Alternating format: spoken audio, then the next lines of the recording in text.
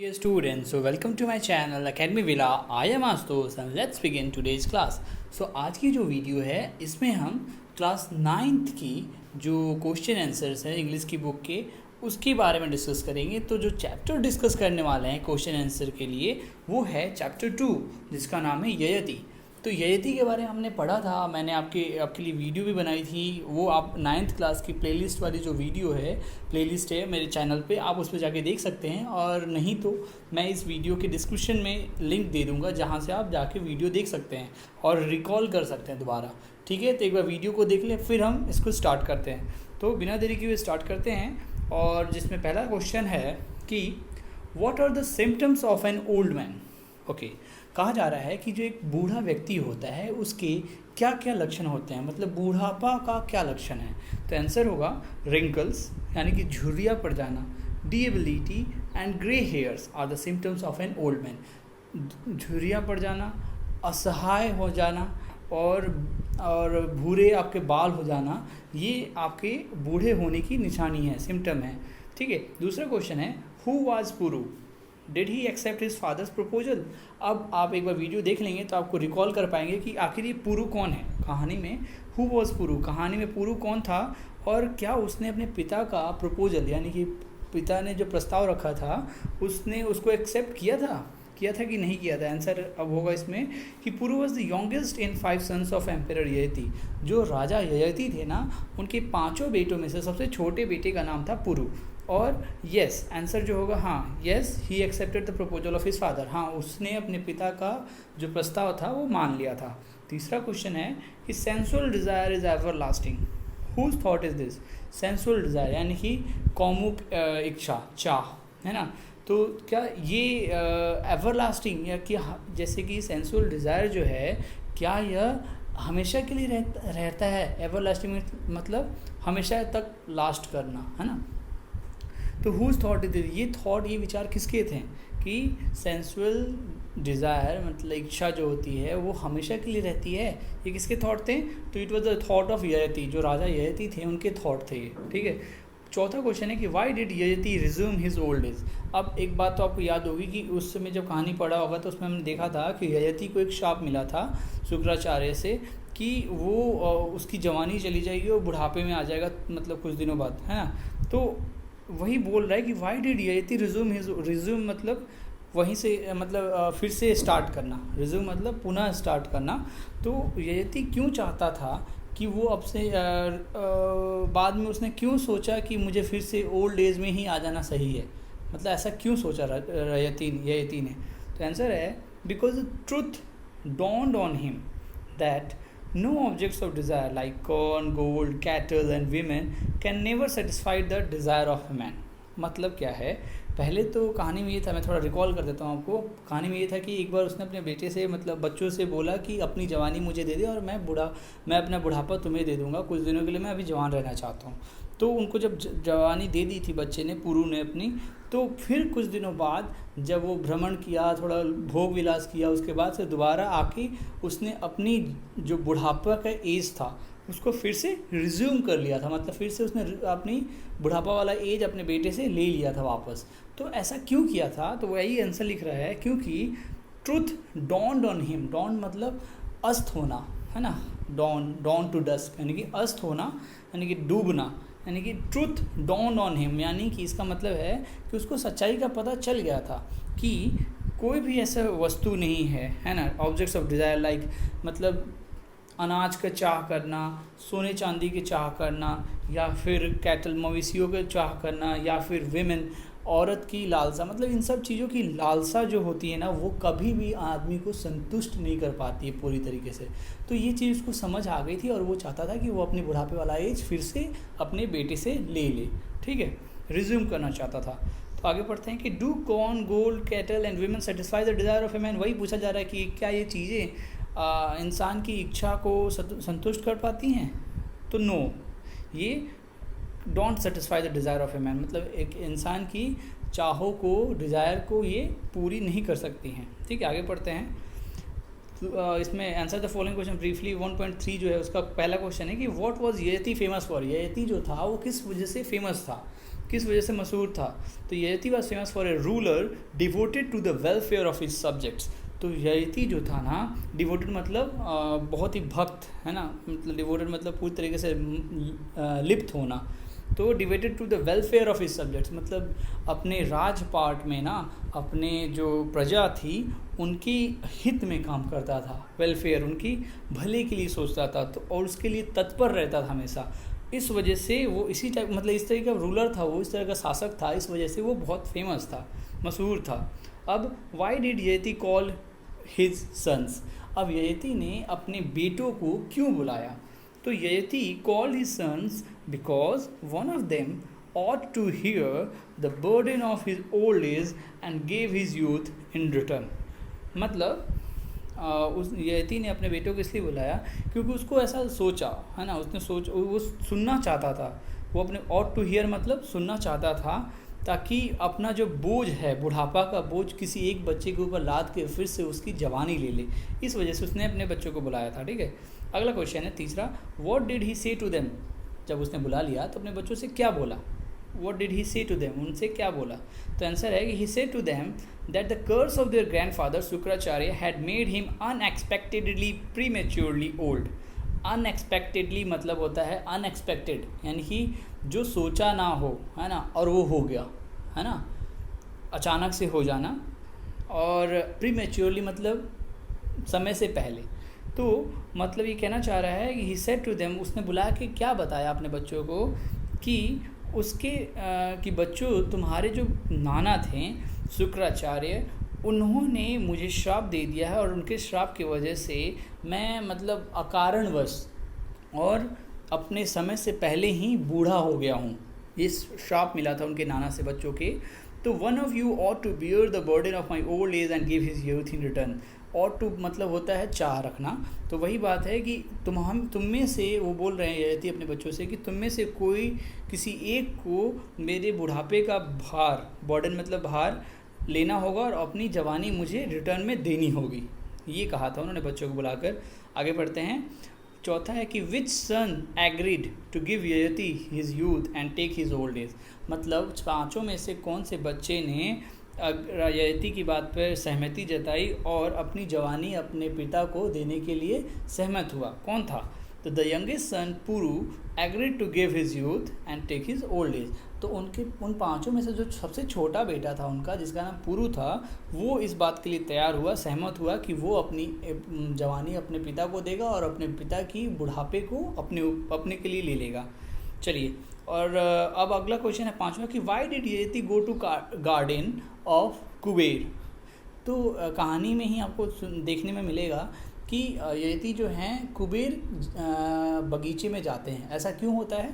तो आंसर है कि Yayati went to the garden Kuber with an apsara maiden to spend many years of enjoyment. मतलब जब वो ना ययति को पुरु ने अपनी जवानी दे देते हैं, तो ययति क्या करते हैं, भोग विलास करने के लिए एक अप्सरा के साथ कुबेर वन में चले जाते हैं एंजॉय करने के लिए, है ना, ताकि बहुत साल वहाँ पे गुजार सकें। चलिए, अब लॉग आंसर टाइप क्वेश्चन आ गए। पहला क्वेश्चन पढ़ते हैं, why did Yayati become prematurely old, why did he dislike it. Question है प्रीमेच्योरली, मैंने बताया था ना कि समय से पहले, तो वाई डिड ययति समय से पहले बूढ़े क्यों हो गए, और why did he dislike it, और वो इससे किस लिए नाखुश क्यों थे।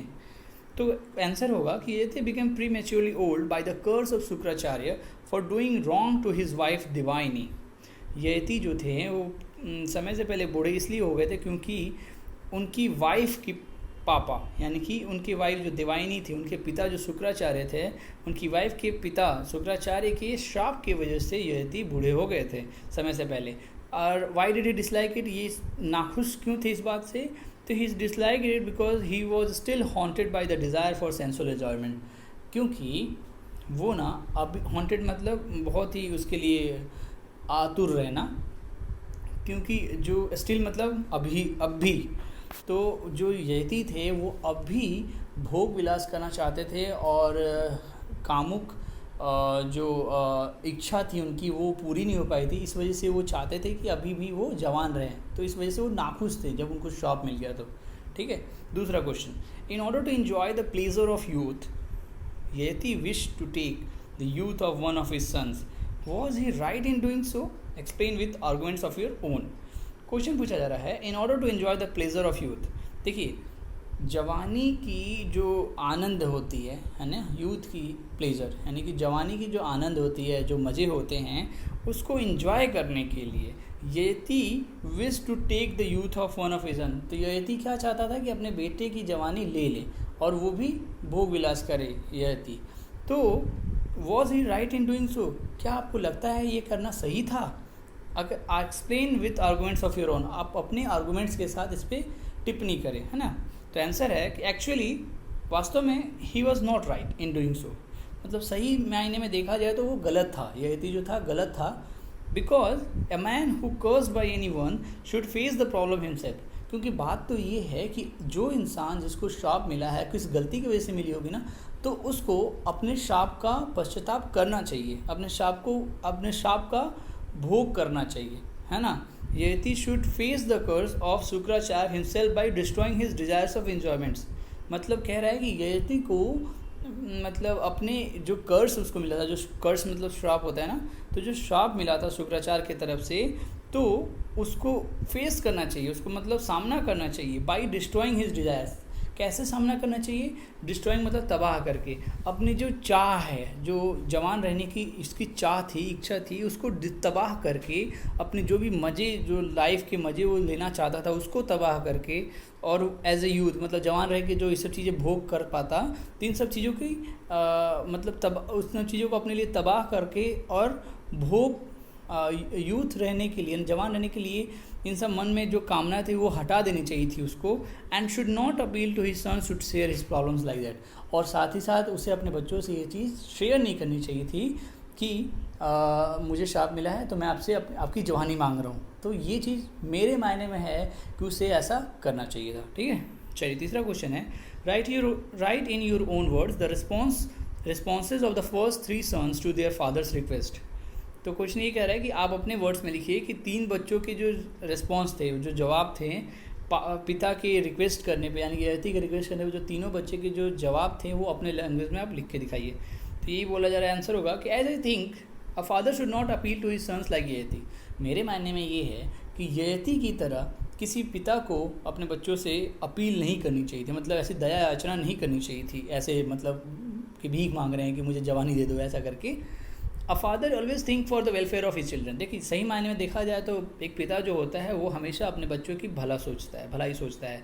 The children should also responsible for their parents who care on their वेलफेयरनेस.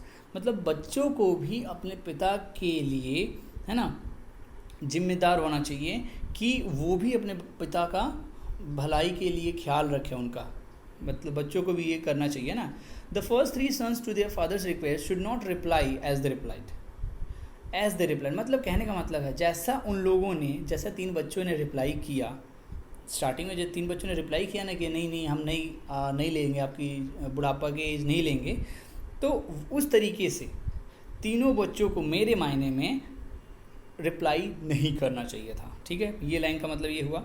फिर they can suggest their father and encourage their father to face the curse of their grandfather Shukracharya. देखिए, दे कैन सजेस्ट मतलब उन बच्चों को, मेरे मायने में क्या होना चाहिए था कि उन बच्चों को अपने पिता को सजेस्ट करना चाहिए, यानी कि सुझाव देना चाहिए था, या फिर उन्हें इनकरेज करना चाहिए था अपने पिता को, मतलब बढ़ाना, उनको साहस हिम्मत जुटा के बोलना चाहिए था, उनके पिता को बोलना चाहिए, ढाढ़स बढ़ाना चाहिए था कि देयर फादर, अपने पिता को बोलना चाहिए था उन तीनों को कि फेस द कर्स, यानी कि जो उन्हें शुक्राचार्य से श्राप मिला है उसके लिए उसका सामना करो. तो ऐसा उन तीनों बच्चों को करना चाहिए था, बोलना चाहिए था. ठीक है, रिजेक्ट नहीं करना चाहिए था.